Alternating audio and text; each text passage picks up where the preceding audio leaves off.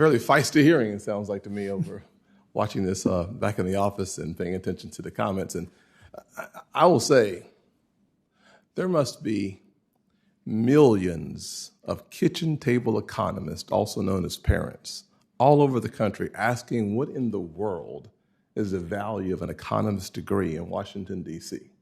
Because if we are failing to answer the simple question that Senator Deans asked, which is, are we better off today than we were a year ago?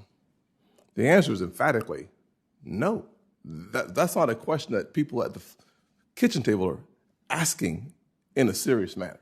When you ask yourself if the average person in this country, whether inflation was better this month than wages, the cumulative effect of inflation in an average household in the country, when your gas prices are up 40% and your utilities are up 20%, the answer is no. If you have had a 4% increase in your wages and a 7% increase in inflation, the bottom line is that your spending power is down, not up. If, in fact, you can look at inflation as an additional tax on those folks with fixed incomes, are they better off? The answer is no. This is not a hard question to even dig into. This is a simple question that is clear. When your food is higher and your clothing is higher and your utilities are higher and your gas is higher, to suggest that we are anything other than worse off this year than we were last year, you don't even have to believe me. Ask the president's approval ratings, the lowest ever. Why? It's because the average American family is suffering through an incredible crisis that they don't have to hear what you are saying. They can see with their own eyes the disappearing dollars in their accounts. This is not hard to see. This is easy to see. What we should be asking ourselves is, how do we make it better? Not pretending as if it's not bad. It's really bad and getting worse. When you're at a 40-year high in inflation, this is not something that the average person says, I don't really understand what inflation is anymore. They don't even ask the question, what is the definition of transitory? Because this is not transitory. So the question I'd pose, if I had a question for all three of you, is, how do we tell the American people that the inflationary impact is not devastating to someone like the woman who raised me, a single mother, who's looking at her account go down and her challenges go up? How do we say to that person that there is somehow, some way, good news in the current economy? And frankly, the confusion that's going to be caused at tax time when we accelerated the tax refunds through the $300 a monthly payment, that leads to confusion and a delay in refunds because we thought there was a better way to deal with the child tax credit.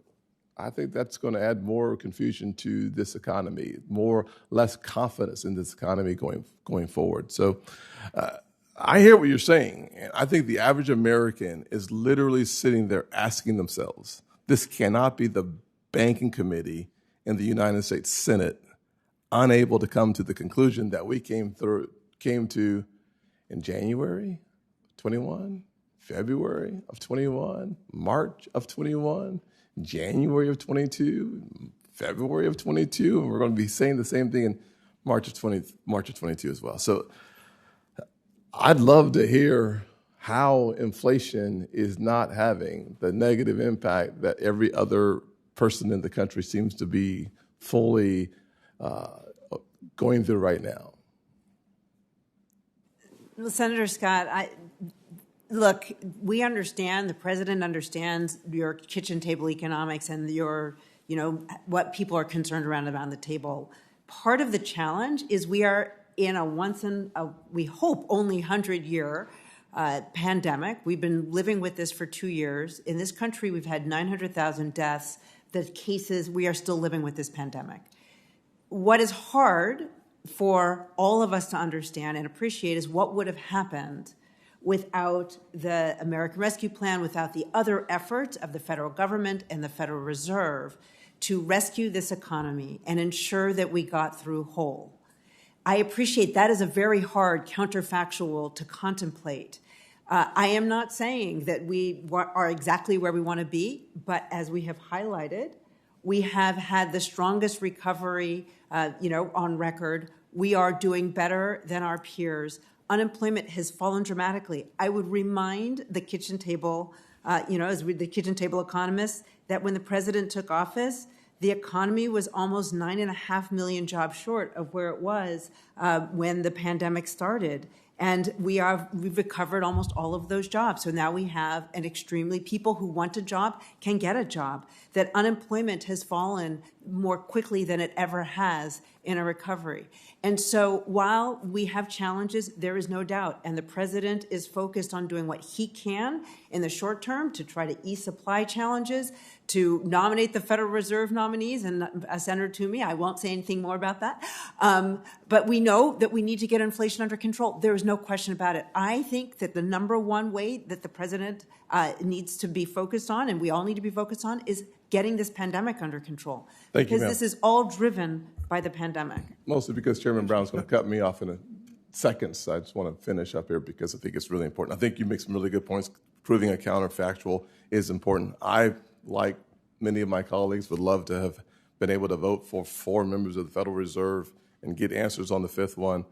I do think that unemployment has fallen without any question, partially because the long-term unemployed should be absorbed in those numbers as well. As we all know, especially you all better than I, that when the more people who are in the long-term unemployment line, the lower your unemployment rate goes. And I'll finally finish with this because you've been very gracious, Chairman, with my time, and I appreciate that more than I can say, that the $1.9 trillion COVID relief package that had about 10% for COVID-related health, 1% for vaccines, and $1.6 or $7 trillion for spending that actually helped to fuel the inflationary impact that we are now trying to recover from, has also been problematic.